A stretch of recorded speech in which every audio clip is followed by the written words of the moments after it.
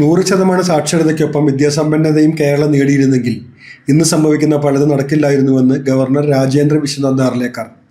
അക്ഷരമാല പഠിച്ചാൽ സാക്ഷരത നേടാമെന്നും എന്നാൽ അവരനെ കാണുകയും വേദനകളും ആവശ്യങ്ങളും തിരിച്ചറിയുകയും ചെയ്യുന്നതാണ് വിദ്യാസമ്പന്നതയെന്നും ഗവർണർ പറഞ്ഞു.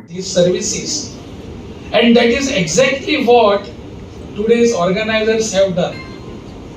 They have understood what Vidyadharanji has done throughout these years. He has never. Madampu സ്മൃതി പുരസ്കാരം സംഗീത സംവിധായകൻ വിദ്യാധരൻ മാസ്റ്റർക്ക് നൽകി സംസാരിക്കുകയായിരുന്നു ഗവർണർ.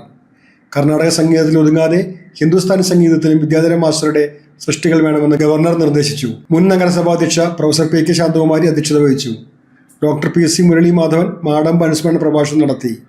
എഴുത്തുകാരി ശ്രീകുമാരി രാമചന്ദ്രൻ മുഖ്യപ്രഭാഷണം നടത്തി. Doctor K. Manikandan, M K. Devarajan എന്നിവർ സംസാരിച്ചു.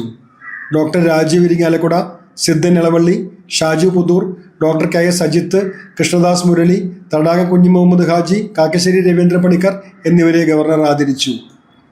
വിവിധ പുസ്തകങ്ങളുടെ പ്രകാശനവും വേദിയിൽ നടന്നു.